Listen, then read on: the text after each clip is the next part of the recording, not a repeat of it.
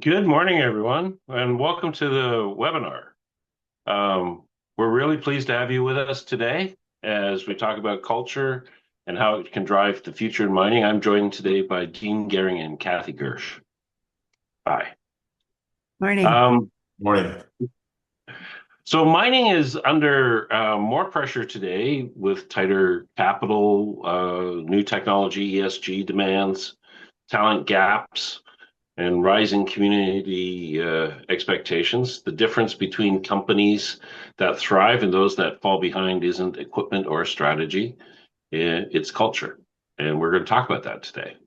I'm joined by Kathy Gersch, president of Kotter, and Dean Gehring, board member of Hecla and former Newmont CTO. Hi, guys. Morning, John. Together, we're going to unpack how adaptive cultures create speed to solution, accelerating innovation, and strengthening resilience, building the kind of places that powers mining's future. Um, Dean, many of you will know him. He's the board member for Hecla Mining, the former chief technology officer for Newmont. Dean spent more than 3 decades, although he doesn't look it, shaping shaping the culture, safety, and innovation agenda of global mining industry. Dean's led teams through major transitions and transformations, and integrating new technology, redefining safety performance, modernizing the way that organizations collaborate from the mine to the boardroom. It's also a real pleasure to introduce Kathy Gersch, president of Kotter. Kathy's spent her career helping organizations around the world to turn big ambitions into real results. She's led large-scale transformations across industries as different as healthcare, energy, retail, and of course mining, focused on the human side of change. Kathy and Dean both bring together a clear message that culture isn't a soft idea. It's an engine that drives performance and innovation and adaptability. I've seen firsthand how Kotter's approach works to help create speed through alignment and empowerment. So just before we begin, I know that we've already begun, but just two quick notes. Please use your Q&A button to submit questions if you have them. And we'll get those towards the end of the webinar, and we'll follow up via email with answers to questions that we can't get in during our time together today. And we'll also send over a recording of the webinar to you. Okay, so let's get started. Maybe I can just get started a little bit with um, a conversation around what is culture, and the impact of culture on results. So if we start off by saying adaptive cultures deliver results beyond just safety and production, they drive innovation and uptake at talent retention and resilience. It's not, as a definition, culture isn't just how we behave, it's how we make decisions. And the definition of culture for us, and I remember talking to Mark Cutifani about this, is that it really defines how we're making decisions. Dean, what are your thoughts on that? Yeah, I agree with that, John. And what kind of a culture model that many people are familiar with is that it talks about the system, symbols, and behaviors. And as you mentioned, it's not just the behaviors, but when you put all those three things together, it really does have a large influence and impact on how decisions are made. And sometimes what I've seen in my career is where companies will try to manage that process through policies and procedures, which is certainly a tool that can be used. But if a culture is very strong and focused, you need fewer policies and procedures because as new people enter the organization, they just quickly get a sense and a feel for this is how we do work here. And part of how we do work here is how we make decisions. Yeah, absolutely. And I can remember working in valet out in Sarawak, in Indonesia. And when we started, we took an introduction to the Indonesian culture, and strikingly they told us it was something that everybody, all expats went through, just try to indoctrinate ourselves.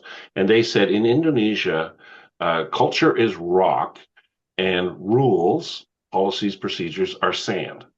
So if you want to change something, I mean, the old adage that culture eats strategy for lunch every day.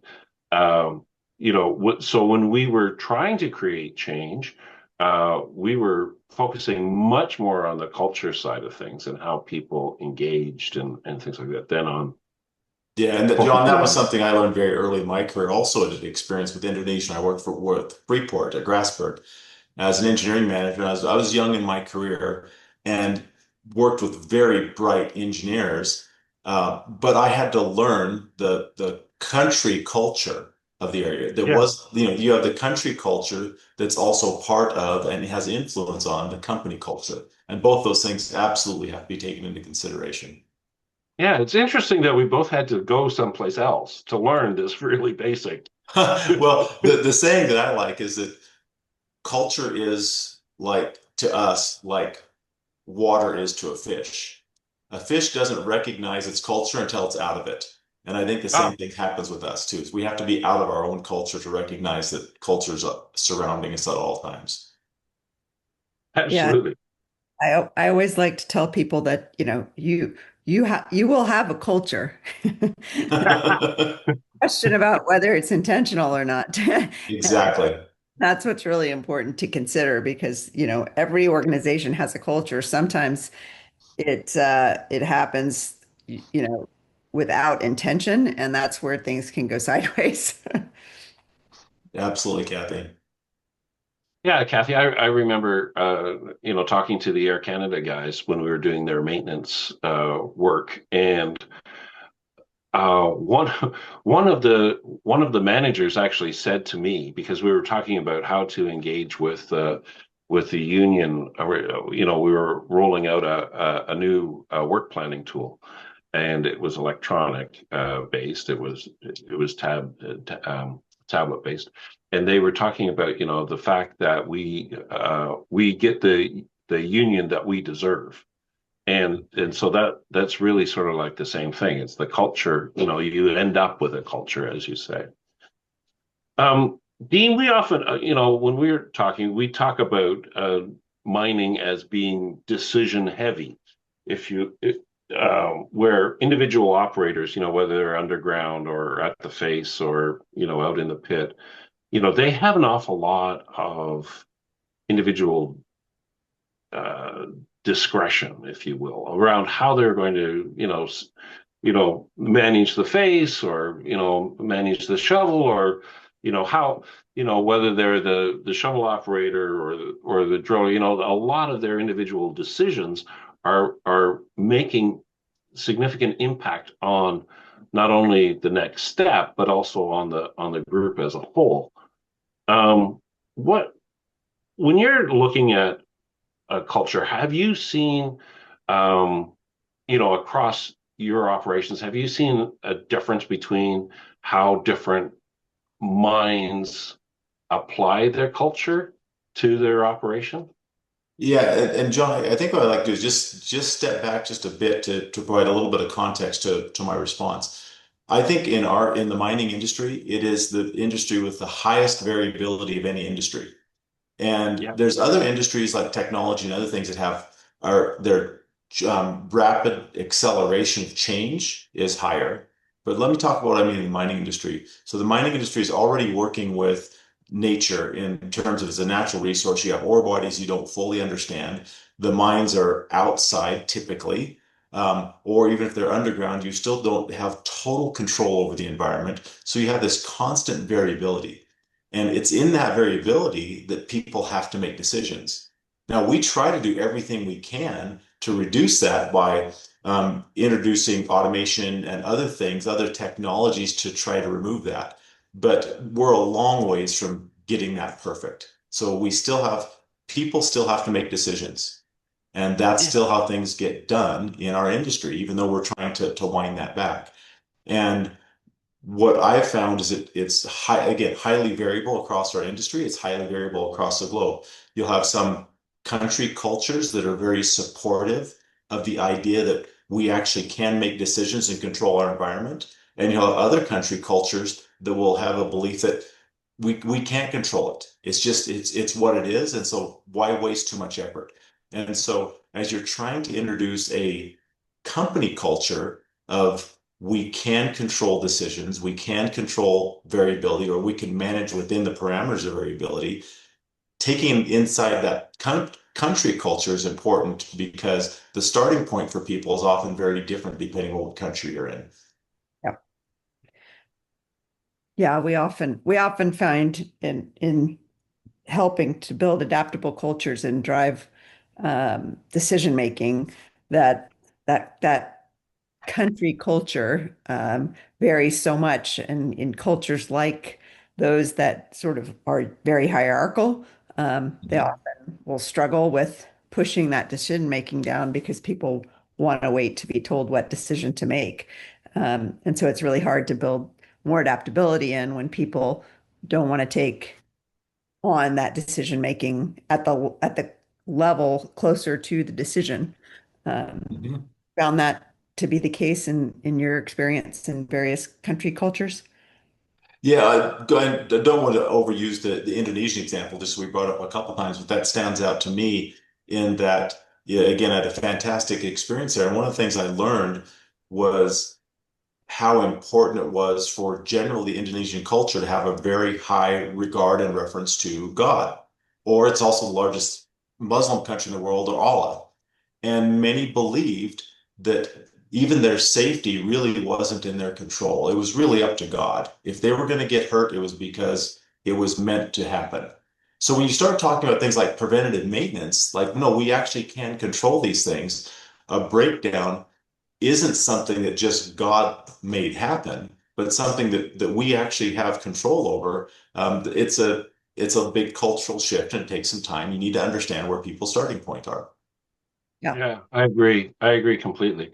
And Kathy, that's a great point because I think and Dean, again, not to, maybe to shift this a little bit. I know, in Newmont and Yanacocha, when we were working in Peru, the country culture, in Latin America was very much that in some cases you didn't want to, uh, you know, pass bad news upwards, or what was Yep. potentially perceived as bad news. Hmm. And so there was sort of like almost a country culture that, no bad news. And part of trying to get managers or to be effective was to actually to go out and ask the questions and dig a little bit deeper and Yeah. get out into the operation actually. Well, and then actually reward people when they did do something that was against the Exactly. typical cultural bent and say, thank you for bringing me the bad news. Now we can deal with it. Yeah, exactly. Now we have time to do that. But Dean, as sort of like as the representative, do you think that we are becoming, as mining companies and as miners, do you think we're becoming more focused on culture now? Do you think that this is something that we're becoming aware of, or is it still sort of like a secret ingredient that we're discovering? I think it's both. I think that our awareness has increased tremendously, certainly in my 30 plus years in this industry. And part of it again goes back to what the comment you made before, is that even personally I've become much more aware because I've experienced different cultures that had I not done that, my awareness would not be where it is today. Having said that, it's still not perfect. And I'm still learning, and lots of people are still learning. So it's always something I think we'll look at and say, oh, yes, we could have done better. Yeah, yeah, I think so. I think that what I am definitely seeing uh, m more discussions and more intelligent discussions around culture. So it's not just it used to just be a focus on safety. And again, to your point, more around procedurals and rules and things like that. And I think now we're starting to get a much more holistic discussion around culture and around how you know we're working together in order to create outcomes as opposed to within silos, if you will. Yep, agreed. Dean, how have you seen culture and here I'm talking about corporate culture versus, country Hmm. culture. How have you seen that play itself out in the sort of network effect that you have with various contractors and vendors that you're often so reliant on in various Hmm. companies? Have you seen examples where that's been done well to sort of integrate those folks into the culture of the company versus keep them kind of they obviously have their own corporate culture for their company that they're representing. But how have you found the integration of those various kind of company cultures clashing together in a given site? In my experience, if the company culture is strong, and again, what I found is that it's not strong everywhere. Oftentimes you'll have pockets where it's very, very strong, and it might be around, ethical behavior, it might be around safety, might be around operational excellence. And it could be all of those things, but oftentimes its strengths appear differently in different ways. When the culture is very strong, and safety is a good example of this, and I just have numerous examples in my experience, both with Rio Tinto, BHP, Newmont, where when contractors or third parties are coming into work in the environment, they immediately realize it's different. They just feel it. When they come through the gate, they feel that it's different. And that's to me a sign of how where areas of culture are very, very strong. Because when people actually use that term, yeah, I can feel it's different here. I know it's different here. And they start to share stories about, oh, well, when I'm here, this is what I must do. And I always like to ask, well, do you feel it's the right thing? Yeah, actually, I do. So are you now using that practice other places? And I was pleasantly surprised. Most of the time, people say, yeah, I actually do. I actually do now perform this job in this way because I realize it's safe and you guys made me do it, but I've done it enough times, it's now become a habit, and I recognize this is what's best for me. Interesting. Have you ever seen, do you find the vendors and contractors are pretty adaptable to various company cultures given their role? To me, it depended on the rate of turnover that Okay. those third party partners had. Um, if it was somebody that was delivering fuel to a mine site and every time was a different truck driver, then it would no, you wouldn't necessarily get that. But when you started to see consistency in people that are providing the service, then absolutely. That's helpful. Sorry, John, didn't mean to jump in on your questions. No, no, Kathy, I think well, this is exactly what I think we want to see. And Dean, I'm just sort of like interested a little bit in just unpicking this a little bit because I know that um, so culture is a big word in mining. We sometimes I've had the sort of experience where people are talking to me about how they're managing risk. And and as we start unpicking that, I sort of come to the realization that how we manage risk is actually part of how Hmm. what the company culture looks like or is. Yeah, Um, absolutely. it as a board member, because I'm sort of like it's great having your breadth of experience. Um, What do you think the board's role is in this sort of culture discussion? Actually, I think it's the most important part of the board's role. And let me tell you what I mean by that. the board's accountability is to represent the shareholders, and it's to select the CEO of the company. That's what the board's role. And we know they have other roles of governance, but that's a very key aspect of that. In selecting that top leader of the organization, you are making a very big step in setting the culture. So I think the board's role is to set the culture of the organization, and it does that through the selection of the CEO. And I think it's an important thing for board members to consider.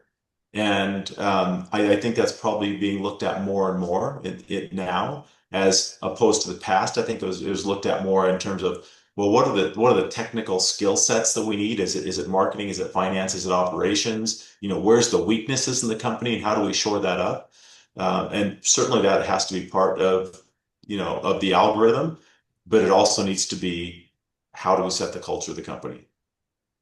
Yeah, Yeah. and Sorry, go ahead. I was going to say, John, it's very important that more and more boards start looking at this. I mean, I think our Dr. Kotter's research going way back to corporate culture and performance, and that research is research we're kind of not redoing but updating right now, really shows the impact on performance, from building intentional, adaptable cultures, from every standpoint: revenue growth, you know, growth of the stock price, growth of net income, all those metrics. There's kind of basically anywhere from a 5x to, with net income, we've seen over 750% improvement in net income performance for companies that are intentional and build adaptable cultures versus those that have rigid cultures that don't pay a lot of attention to it. So the actual performance of the company, the data shows a marked difference in those things, and it's something that boards have not always paid a lot of attention to. But the data that we're seeing is opening a lot of eyes to why it's critical that boards really focus a lot of attention on that. Leave the operational stuff to the employees to operate, but focus really on setting those things that really make the difference in performance overall for the company. So, And Kathy, I think some of the things we'll start to see changing, and we are now, and we'll see it more, is in the selection of the board members. Oftentimes, board members are selected based on their subject matter expertise, whether it's finance or operations or market capitalization, and they may not be culture experts. right. And yeah, so, making sure the board members also have that capability, so they can consider that as they're selecting CEOs. Yeah, I think that you'll see those things are going to start to become more and more important as AI does a lot of analytics for us. You don't need board members to do the analytics. Mhm. It's the same with executives, right? Like those are things that people that really understand what's going to move the needle and make the difference, those human things, become even more important because that's the critical differentiation. yeah. I mean, I completely agree, and I don't mean to, sort of like take us down this road, but I just sort of like aware that both Jonathan Price and Duncan Wamblatt, for the tech Anglo merger, both called out big time that the one of the important issues that they will have to manage is bringing together the two cultures between tech and Anglo, and I don't know, Dean. I mean, I know that as part of your role in Newmont, you had the opportunity to manage the integration between Goldcorp and Newmont, and as well to a certain extent Newcrest and Gold and Newmont, although that's probably still going on. But I was just wondering whether you had anything to call out around the sort of like the merger acquisition issues that you can see coming out of, or the culture issues that you can see coming out of a merger acquisition. Yeah, and so my experience in that actually goes back to when I was working for Magma Copper Company, and it was purchased by BHP. So I've been on the Yeah. acquiring side when I was with Newmont, and we acquired Goldcorp. My role, and I just moved into the CTO role, so it was really about I had to execute on that integration. And then one of my last roles with Newmont, I was the executive in charge of the integration with Newcrest. So I had the opportunity to span that kind of spectrum of what can happen. By no means am I saying I'm an expert. I just had happened to been had the opportunity to be exposed to some things. And every time, especially as it relates to culture, as I said before, you could always look back and say we could have done better. But we absolutely applied some lessons that we learned with the Goldcorp acquisition, as we were looking at the Newcrest acquisition. And one of the first things we did is I had my small team go out and interview all of the people that were still with Newmont that were part of Goldcorp.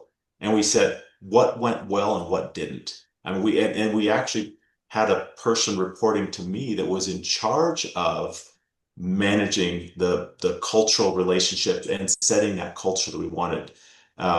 So, we were very intentional, using Kathy's terms, which I really like, be very intentional about it. That doesn't mean it was perfect, but we certainly made some big improvements over what we had with Goldcorp. And I think that's the key for me, is just being very intentional about that and recognizing that mergers and acquisitions are not just a technical transaction. Yeah, you're so right on. We often talk to people about their integration, and it often focuses heavily on financial reporting and tech. Yep. So, know, Yeah. focus on getting the financial reporting right and getting the technology and sort of benefits and making sure people get paid, which is great and important. Yeah. Yeah. But if you don't get that right, that's table stakes. But they don't focus a lot of attention on actually, how are these going to operate well together, and being intentional about what are the things that need to be integrated in the culture, what are the things that are going to be left alone, and being clear about that, because otherwise they don't end up achieving the benefits that they anticipated in sort of their benefits analysis before the acquisition, because they never get those synergies that people often identify as part of some of these, mergers. Yeah. I know that we're sort of like zooming through the topics, but maybe just a case study that we can discuss. Mining is typically, as a culture, seen as a the sites are sort of individual ships out on the ocean. The executive general manager, or the vice president that's running the asset, is basically the captain of the ship. He, can marry, divorce people, things like that. How has how have you seen, as one of the interesting things I think is, how have you seen that sh that culture shift from being very individualistic, very sort of site-based, to trying to manage decisions on a central basis? And I'm thinking maybe of Newmont's operational you know, hubs, the offsite hubs. Mm-hmm. When Newmont implemented that in, a couple of years ago, I think in 23, basically, did you have to think about culture as you were saying, okay, we're going to have world-class experts who are central, that are going to be, giving you input on site? Were there issues around, having to manage that decision making?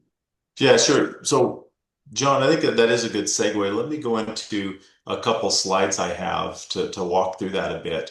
And I guess what I would say to the audience is, think of this more almost like a whiteboard conversation. I mean, the slides are not intended to be, overly impressive. It's more about just helping to support the conversation. I know also we have a questions come through the Q&A that I'll answer at this time as well. And it really is about how can leaders identify whether their current culture is helping or hindering. So back to your point, Jon, in the case of Newmont, the process that we went through is we said, well, what is our current state? How does the operations, how do they work? How does the technical support functions support that? And what do we want to have as a future state? Recognizing that there's limited resources, yet Newmont's a global company. How do we get to this certain stage? And as part of that future state, current state assessment, we looked at, well, what is the culture that supports the current state? And what is the culture that we need to support the future state? And so back to that question, how do you know if it's helping or hindering? When you do that type of current state, future state analysis, you can say, well, what's required for the future state culture? And if it's not supporting that, then it's probably hindering it. So I've got a couple things open here. So let me share my screen and let's see what we have here. Okay. I'm asking now, are you able to see the entire screen? Yeah, absolutely. Okay. So what this represents, Jon, is what you were talking about in terms of how we used to run the industry. And larger companies that had multiple regions, and this really is up through probably the 1980s or so, had most of its technical support actually at the site or within the region. So I've just, for simplification terms, I've just pointed out that you can see we have mining and asset management and processing, and those are the ones I've just kind of highlighted here. And those technical resources were maybe in the region, but they were largely focused at the site. I mean, if you had, you needed mining engineering or process, metallurgy, technical support, they were typically at the site. And maybe if it was a really evolved company, they might share that resource around occasionally. But that's kind of what you had. And then as we moved more into the 90s, there was this focus on centers of excellence. And we recognized that, if we pull some of the best resources from the sites or add resources into the company that are considered to be global experts, and we put them in this center of excellence or a hub where they could support the entire organization, then that would be a good use of talent. One of the challenges we had during that time, though, is that it didn't often result in fewer people in the organization. Oftentimes, we just beefed up the organization and with these people in the center. And we weren't always good about clearly defining the roles and responsibilities and accountabilities of the people in the center versus the people at the site. And during that time in the 80s and 90s, I was a general manager, and we, I was one of these people at the site that was saying, you guys are coming from corporate saying you're going to help me, and I'm not buying it because you don't know my problems. I know my problems. And so, I mean, I was part of the problem. I wasn't part of the solution, but I was in good company. There were a lot of other people that felt similar. And, as I look back on it now, I recognize it was very much a technical implementation of how these should work. And there was this view that people probably feel the same way. And that actually speaks to a bias that exists where when you believe people feel the same way that you do about something, you're going to underestimate the amount of effort it takes to bring people along on the journey, because you're going to have this bias, which will be supported by confirmation bias, as you talk to a couple select people who confirm your view, and you walk away thinking, okay, this is going to be easy because logically this makes sense and everybody's going to go along with it.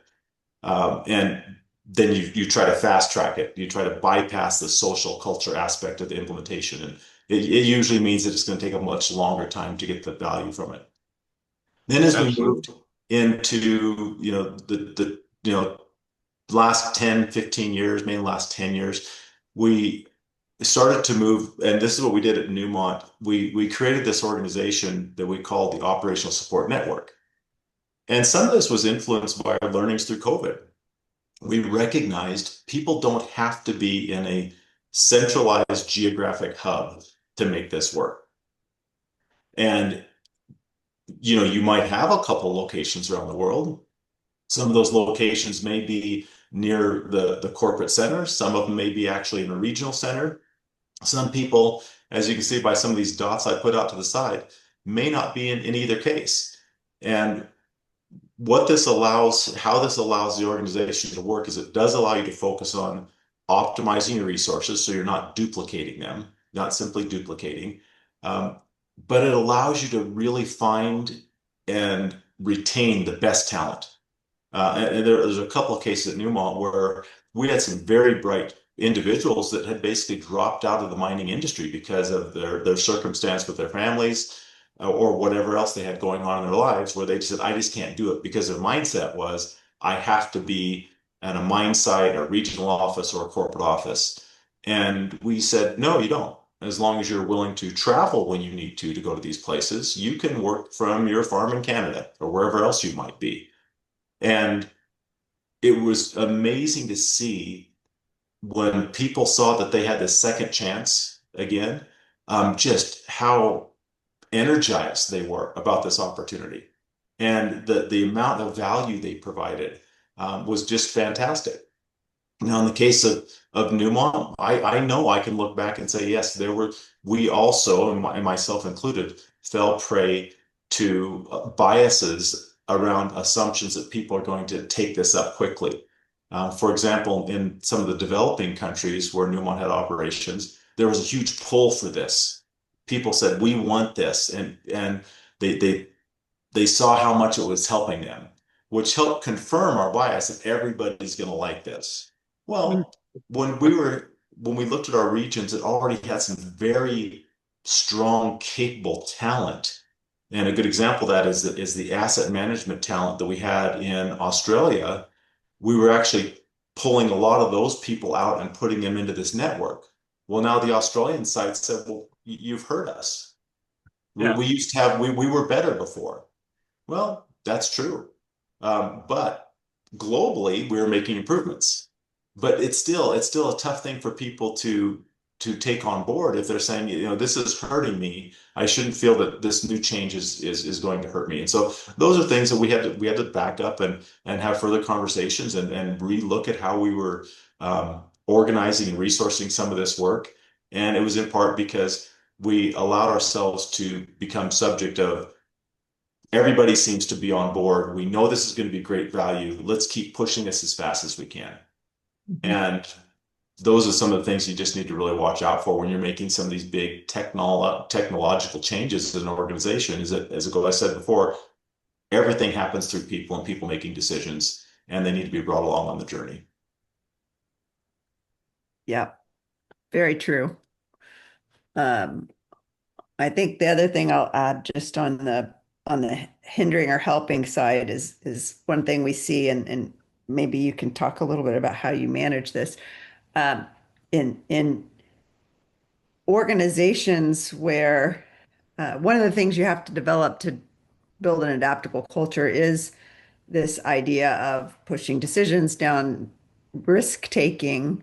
To drive innovation, you have to be able to have some level, acceptable level of risk, right?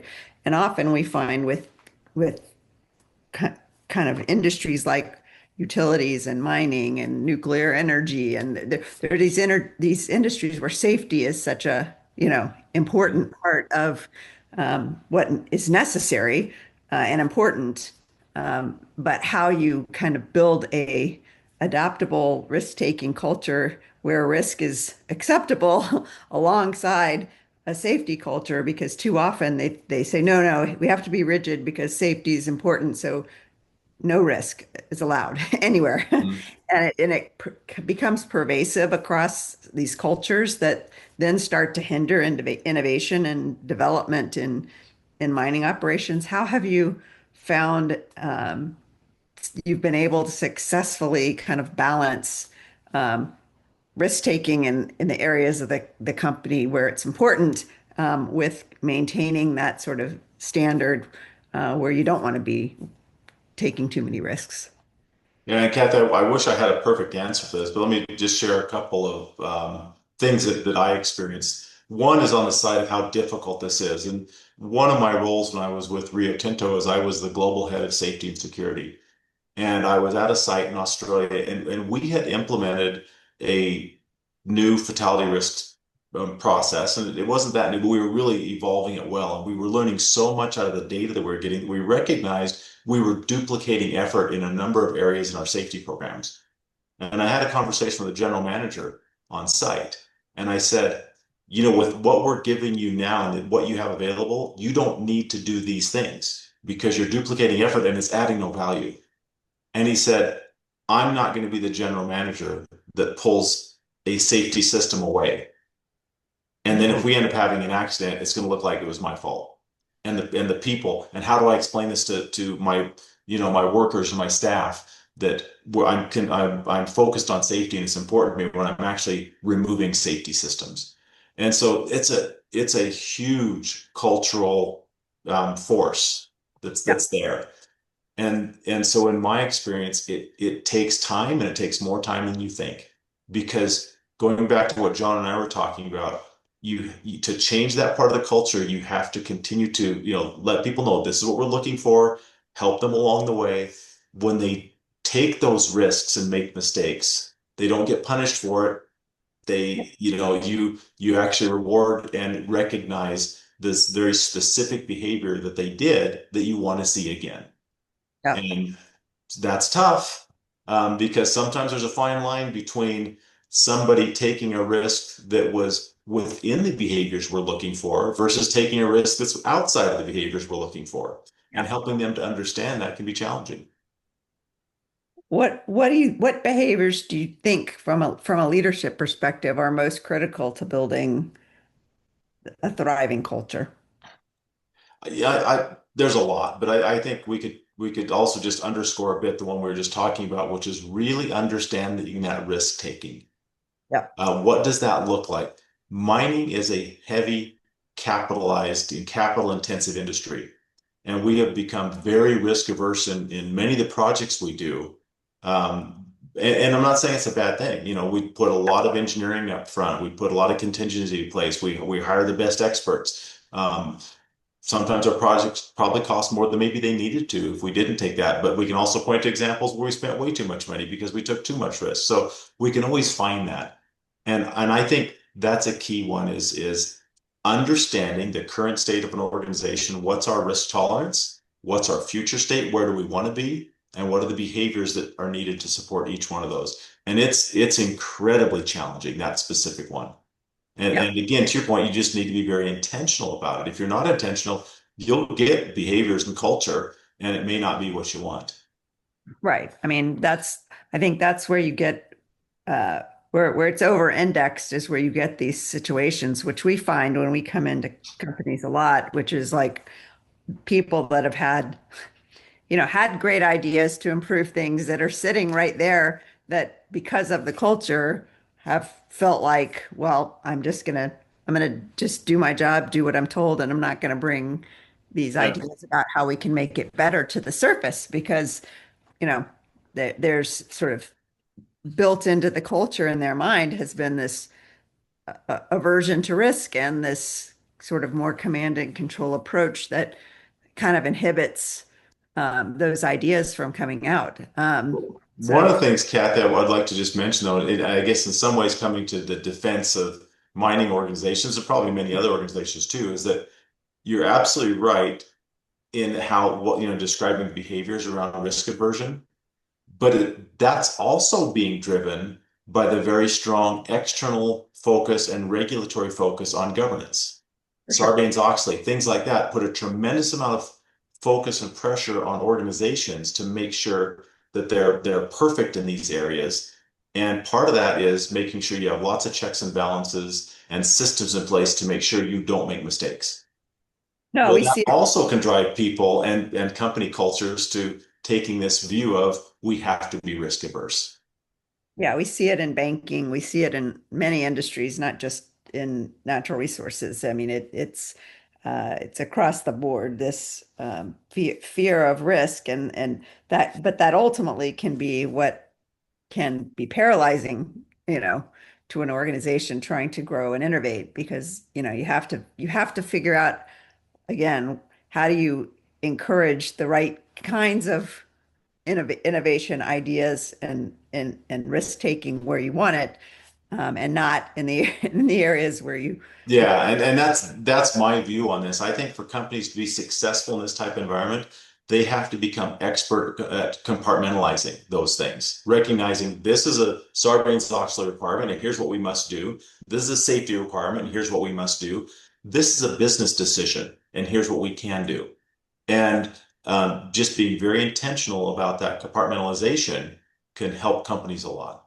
Yeah, and I think one of the behaviors you mentioned that I will double down on, you've mentioned it a couple times during this call, but that identification and celebration of wins, not just wins being things that were successful, but wins being behaviors that you want to reinforce, wins being mistakes that we learned from, those being intentional about as a leader in sort of celebrating those things, identifying them, calling out not just the outcome, but the behavior that led to the outcome, starts to reinforce those new behaviors that you want to see.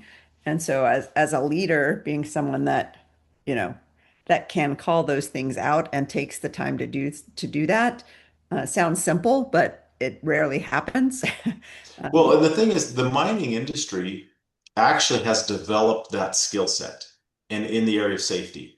Behavioral-based safety, which has made some tremendous strides in improving safety performance, is all about what are those behaviors you want and reinforcing those behaviors. An example of that is, near miss reporting, Okay. where when I was first in the industry, people didn't do that. It's like I'm not going to say anything because otherwise they're going to, they're going to point out I made a mistake. And where we are today, yeah, where we are today is so much further advanced than that. So we have the skill set within the industry. We just need to be able to apply it in areas outside of safety. Absolutely. And I mean, I think there's some other behaviors that I've heard you bring up um, that you talked about relative to engagement and communication, and over communication. I think those are some of the other behaviors in terms of as you want to change and move faster, that are, I think, that we've found in our research are really critical to as leadership behaviors, that you want to exemplify, to get your culture moving through disruption. I mean, we're seeing kind of increasing the level of disruption, the level of uncertainty that's facing every single industry we work with is, kind of unprecedented right now. And if you look at the rate of change, it's increasing exponentially. And so creating an environment that you can be constantly communicating, in that during that process of change, is critical. Kathy, maybe this provides an opportunity to talk about the other case study that we talked about, That'd be great. where making those, very specific technological changes, what that looks like for organizations. And again, let me share my screen.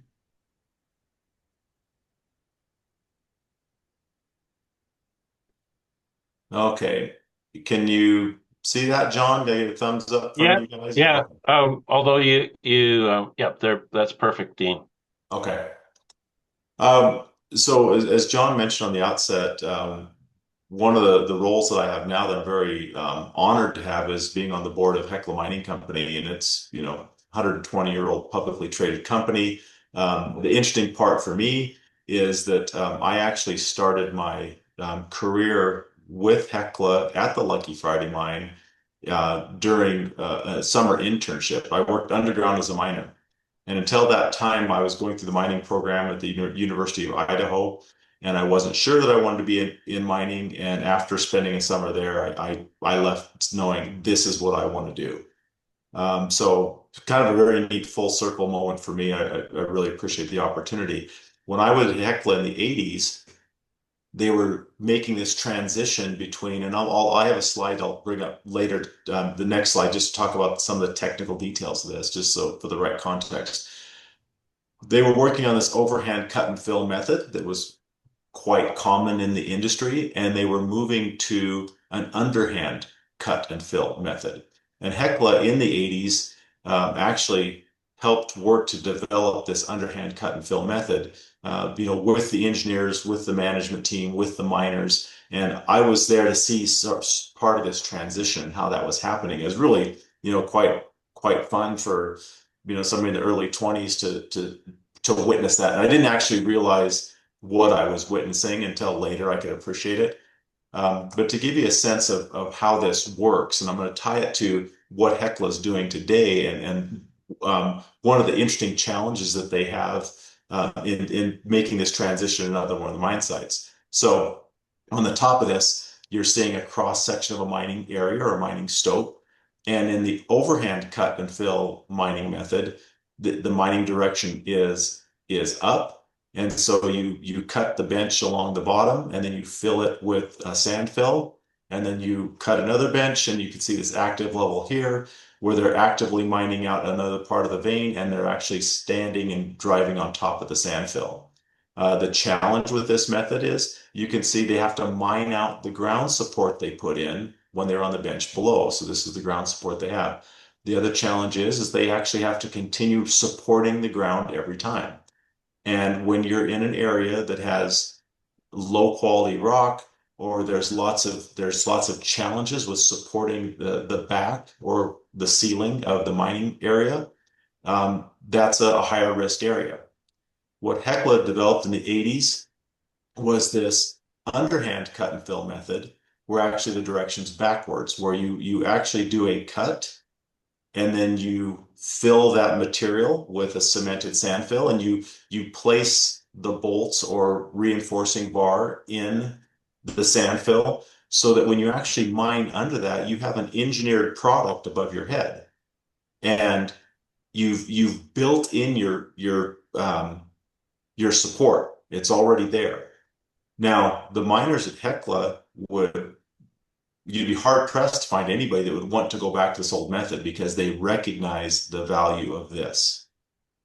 So what Hecla is faced with now at their Keno Hill project, their mining site at Keno Hill in the Yukon, and I had the opportunity to visit that this year, and it's a really an exciting operation, exciting region, and they are in the process of transitioning from this underhand cut and fill, or overhand cut and fill, to an underhand cut and fill.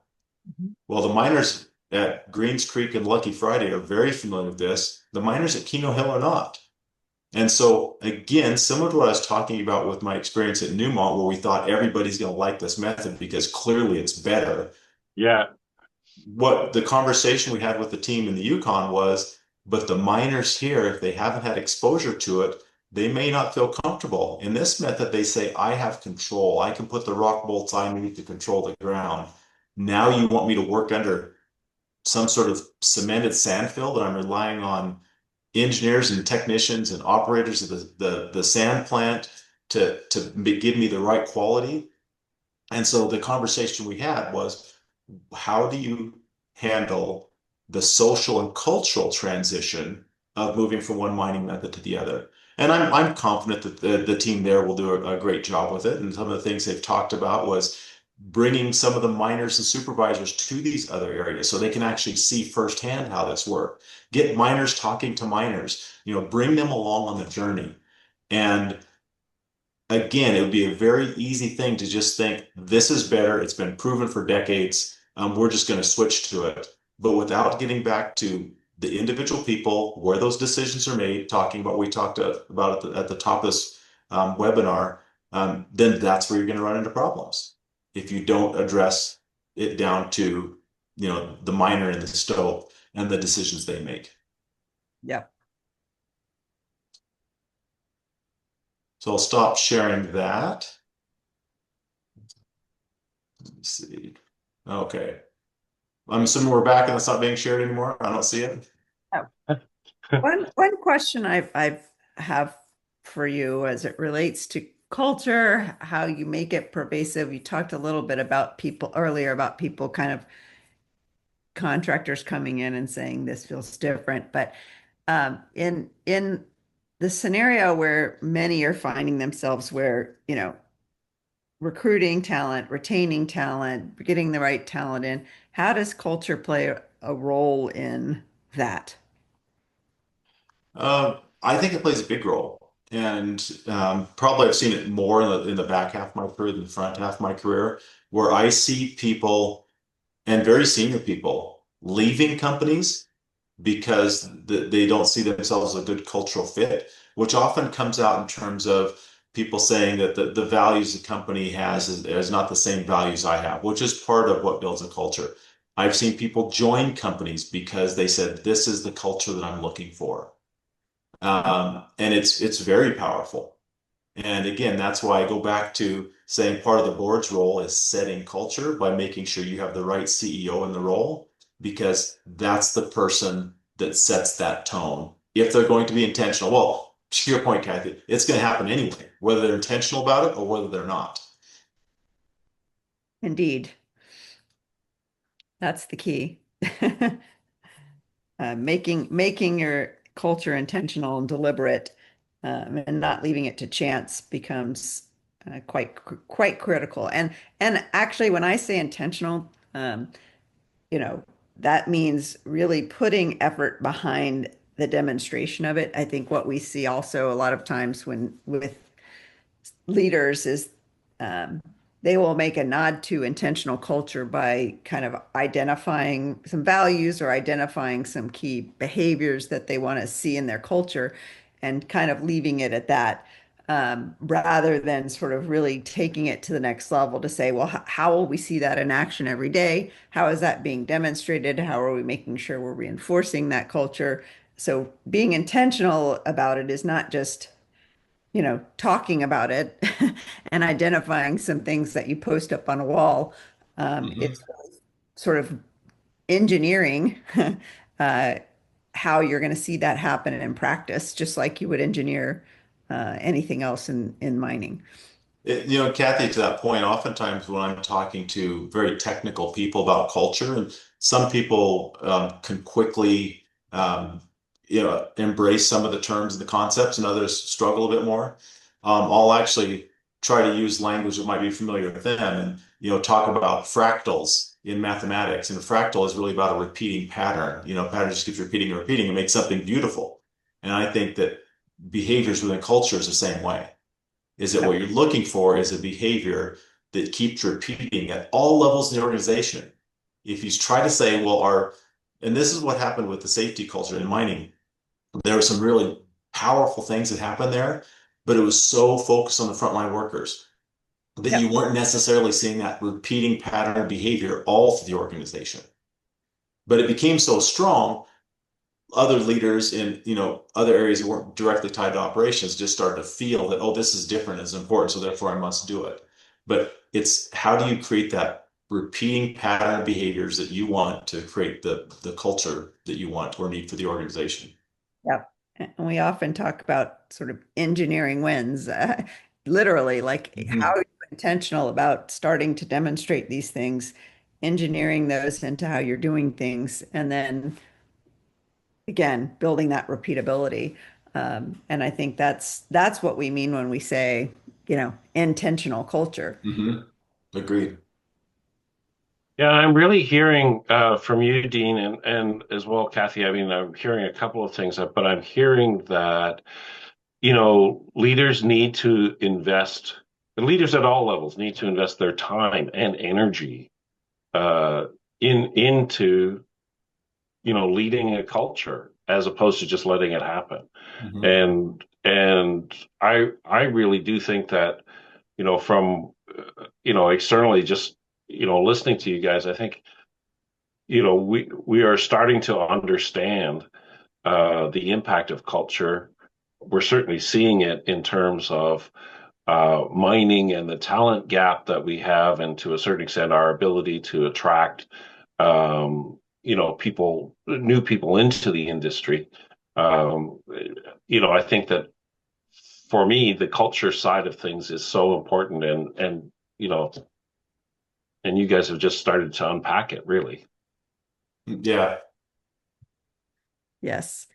It takes a long time to develop this, but I think, that the first step is, you know, is really understanding that. And it has to get driven from the board and the senior leadership level.